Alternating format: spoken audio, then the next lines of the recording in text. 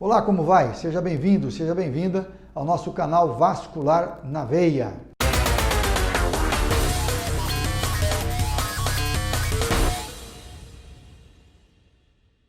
Vocês viram o último vídeo? Conversamos sobre o idoso e os problemas de circulação. Dá uma olhadinha, dá um pulo lá e faça a sua avaliação. Muita informação interessante.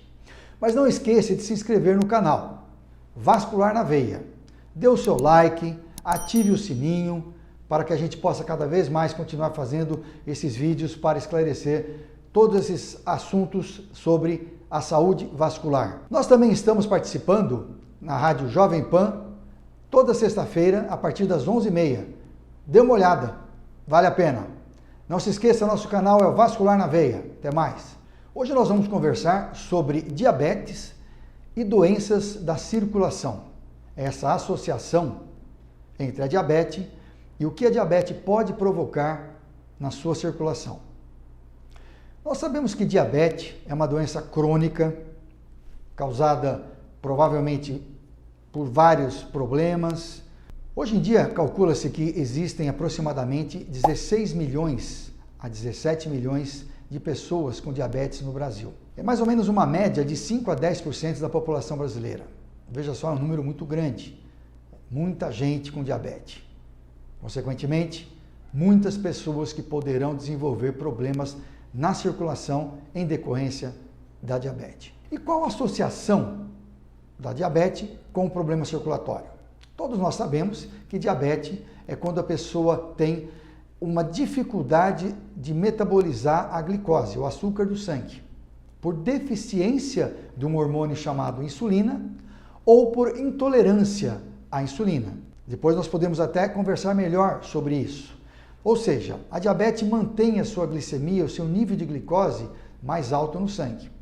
E esse nível de glicose mais alto no sangue, ele pode trazer uma série de transtornos, tanto na chamada macrocirculação, como na microcirculação. Mas vamos lá, o que é macrocirculação? Ou chamada também macroangiopatia. São aquelas alterações provocadas pela diabetes nas artérias, na circulação de maior calibre. Por exemplo, a circulação coronária, que é do coração, a circulação das carótidas e cerebrais, que é da parte cerebral, encefálica, onde podemos ter o problema do acidente vascular, do derrame, nas artérias dos membros inferiores, onde podemos ter, à medida que vai evoluindo o problema circulatório, a perda do membro, existindo a necessidade de fazer uma amputação, porque a pessoa pode ter uma gangrena, uma necrose. E também temos a chamada microangiopatia, que são os problemas causados pela diabetes nos vasos de pequeno calibre. Por exemplo, as doenças retinianas, as doenças do rim. O que acontece?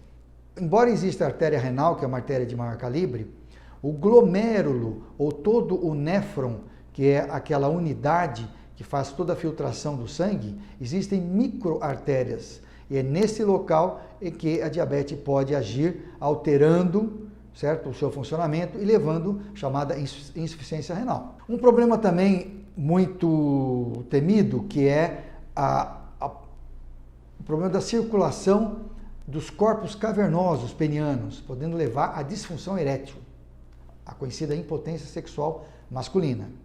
Então você veja que a diabetes ela pode interferir com quase todo o organismo, seja em grandes artérias como em artérias de menor calibre. Nas artérias de maior calibre é conhecido o mecanismo clássico através da aterosclerose. A diabetes ela causa uma certa permeabilidade maior no endotélio. Vamos lá, o que é isso? Permeabilidade é a capacidade de troca do sangue para dentro da célula, para dentro das camadas das artérias. Então essa permeabilidade aumentada, ela facilita, durante a diabetes, ela facilita que placas de gordura sejam acumuladas nessas artérias. E com o tempo, de acordo com a artéria que a pessoa tem, ou geneticamente já uma predisposição, ou de acordo com os hábitos de vida, você pode ter esse estreitamento dessa artéria. Se for no coração, por exemplo, a artéria coronária, que é uma artéria que não é tão calibrosa, você pode ter problemas de angina, problemas de infarto do miocárdio e até de insuficiência cardíaca, quando esse problema se instala de um modo mais lento e de longo prazo. Nas microcirculações, o processo é diferente. Não é tanto pela aterosclerose, não é tanto pelo acúmulo da gordura dentro das artérias, mas sim pelo espessamento da chamada membrana basal. Ou seja, é uma outra alteração histológica que nós chamamos, porque é aquela parte bem interna da circulação, entre uma camada e outra, que com esse espessamento você começa a ter a dificuldade da troca e, consequentemente, existe uma lesão que vai acontecendo dentro do rim, dentro da artéria cavernosa no corpo cavernoso, até dentro da artéria retiniana também, por exemplo. Então, todos esses problemas estão relacionados com a diabetes e a circulação sanguínea. Por isso que a parte da diabetes, o controle da glicemia, é muito importante para que você mantenha uma boa saúde vascular. Um outro problema também que nós devemos abordar é a chamada neuropatia diabética. Embora seja o nervo que esteja cometido nessa situação, a fisiopatologia, nós chamamos, ou seja, o mecanismo causador do problema do nervo, é exatamente na microcirculação que envolve a bainha do nervo. Então, mais ou menos aquele sistema do espessamento da membrana basal, com o tempo, vai havendo essa alteração dessa bainha e a pessoa vai perdendo essa bainha de mielina. Então, existe um processo chamado desmielinização. Nós costumamos comparar com um fio normal de energia elétrica desencapado. Aquela camada que protege, no caso o nervo, ela vai se perdendo com o passar do tempo e a pessoa não consegue controlar regularmente e corretamente a sua glicemia em função da diabetes. Então veja você que são vários os problemas que podem acontecer. Quando a pessoa tem um diabetes, seja do tipo 1, que é o chamado insulino dependente, é aquele que começa quando em pacientes mais jovens, certo? Ou a diabetes tipo 2, que são pessoas com uma idade acima dos 40 anos de idade, em que começa a ter essa deficiência da produção da insulina, certo? Causando sim a diabetes, que é o acúmulo da glicose mais alta no sangue, né? Existe um problema também que é a obesidade. O que acontece? A obesidade ela aumenta a resistência do hormônio insulina. Então, embora a pessoa às vezes tenha o hormônio da insulina, a gordura ela faz com que a insulina não trabalhe direito, certo? E depois de um certo tempo pode desenvolver o problema da diabetes. Então, existem vários fatores que acabam interferindo. Um deles, por exemplo, também que não foi comentado, mas seria um fator independente, aliás, dois fatores independentes, é o tabagismo e um problema chamado hiperhomocisteinemia. O tabagismo todos nós conhecemos, certo? É o cigarro que a pessoa, às vezes ela fuma durante muitos anos.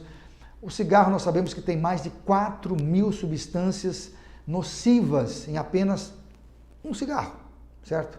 Então você imagina fazendo uso dele durante muitos anos, isso agiliza o processo de danos à parte circulatória, principalmente. E, consequentemente, para quem tem diabetes, você tem uma somação de fatores aí para que haja um problema mais precoce. Com relação à homocisteinemia, ou a hiperhomocisteinemia, é uma deficiência que pode ser hereditária, pode ser genética, certo? Que existe também um endurecimento da artéria, certo?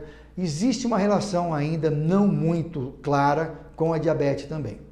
Ou seja, a diabetes, que é uma doença em que há um acúmulo de glicose ou açúcar elevado no sangue, causa vários problemas ao decorrer da vida.